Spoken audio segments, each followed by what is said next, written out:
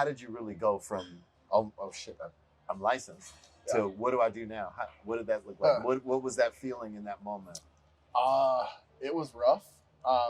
I did everything on the cheap. Everything, like, so I was at a brokerage where printing black and white was free. So everything I did, from showing sheets, presentation, it was all black and white because it was free. I remember spending, like, printing 4 pages in color and spent $1, and I thought I was fancy. But I'm not. I'm also not from the Twin Cities. I'm originally from Utah, so I had been in the Twin Cities for 2 years when I got licensed. So not like born and raised with a huge sphere of influence. I knew nobody. Okay. I had a couple of friends, but I'm a therapist by education. So all my other friends are therapists working in a nonprofit with a lot of school debt, or they were baristas because I worked at a certain green coffee shop for a while. So no one had money. No one had the time or anything to do it. So it was open houses, talking to strangers, buying coffee for people in line, and just a hustle. My first year I sold 12 homes. I made $12,000, and I thought I was killing it. Okay. Fast forward today, I realized I was nothing. But I am very appreciative of having that struggle and not really having a sphere to kind of tap into. It made me kind of have to claw my way up from the bottom. So my philosophy is I don't really care if you're spending $100,000 or $1 million, or if I've got to drive an hour or 5 minutes, I'm there. Because I've got to be so thankful to the people that have helped me create a business that I never could have dreamt this. Like that's where I'm at now, right? Okay. We reflect on that a lot as a couple, and we talk about how when we got together, we couldn't spend $50 without worrying about what was our bank account. And now it's like we go on trips and we do these things, and we know what it costs, but we don't think about it anymore. And it's a reality check every time. So right. It's pretty awesome. And so so you had like a lot of factors. That sounds like kind of working against you. New city, no sphere of influence, but you did really grassroots. And I guess would you say your therapist background played into that, of your ability to connect? A lot, because I'll flip the script on you. It wasn't a lot of things against me. It was a lot of things that actually helped me. Knowing nobody, I had to figure out how to know people. So I had to push myself further and farther. So it wasn't like an obstacle, it was a challenge, right? Okay. I challenged myself to be better than everybody else.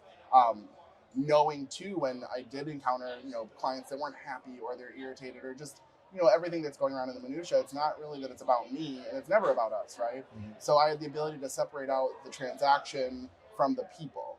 There's something in the transaction that they're experiencing, or something at work, or something at home outside of me. And that allows me to just keep a very calm, mellow head about everything. And I don't take anything personal. Okay. If people are mad, I always tell my clients, if you need to vent, just text me first. Tell me you need to vent. I will ignore your call, leave me a voicemail, and I will delete it. I get about 2 of those calls a week. Okay. And it's just a way to let people vent. So I think that the therapist background definitely helped with that. Okay, helping build those. Now you said 12 transactions. I know you put that. I mean, most agents, as you know, don't do 12 transactions in their first year or their second year or if they have a third year, yes. Right? But you did 12. When was the turning point when you were happy with the 12? But when did you really realize, you know what, I'm onto something, and I think I'm ready to really grow my business? 6 months in. So my first 6 months, I sold 6 homes. And I was really excited about it. I went to my broker and I was like, do you think I should tell people? Like, should I shoot a video? Should I do this? Should I send out a mailer? And he's like, no. You don't want an ego. So I didn't do anything. My first year, I'm like, oh my God, I did 12 in 12 months. This is cool. Now should I do it? No. So I got kind of stifled at the brokerage I was at. I forgot your question. Really? No, I forgot the question. No, I said, what was it?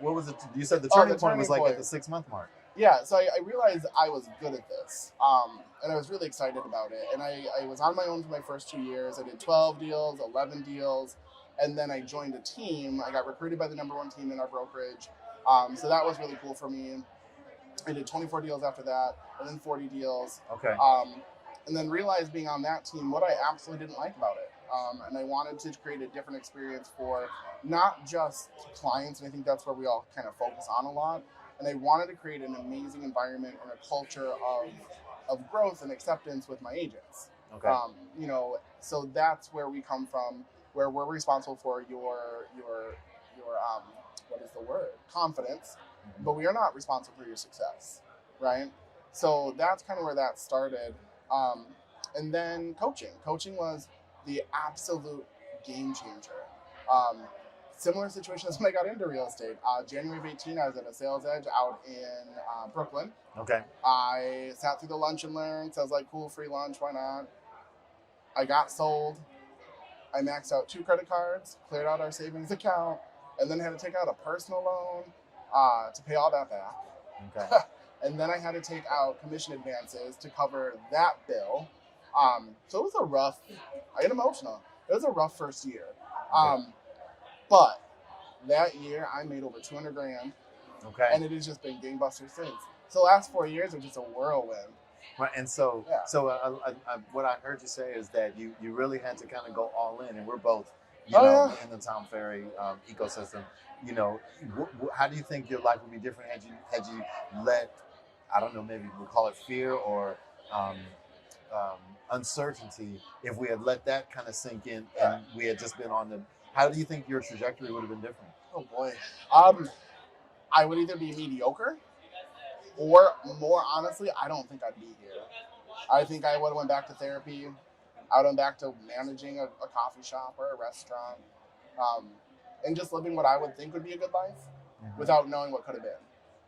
And right now, that's like the most exciting part is what is the next 10 years. So I'll start my 10th year in October, and when we get like that 87% around the first 18 months, I would venture that's going to be 90 to 93% in the next few years.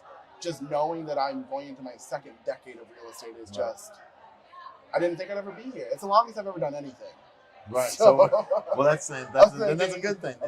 You're on a roll. Well, you're a young guy, so from $200 in the bank account to 200,000 to 7 figures, all within a 10-year, to possibly not even being in the business. Yeah. In between then, before that, I think that was before the 200,000. Oh, yeah, it was absolutely scary, and I think that's something that a lot of new agents or people that are getting into the business don't really understand is the risk.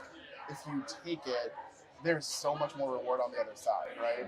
And we're still paying off our personal loan, and that's 4 years later, right? And I could pay it off. I purposely don't pay it off because every month when I pay that money, it's a reminder of where I was and where I will never, ever be again. Because it's just not a possibility anymore. Right. And you said something important earlier talking about gratitude.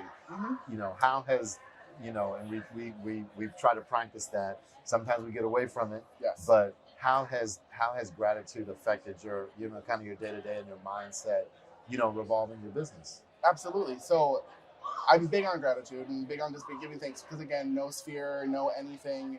Building this from nothing.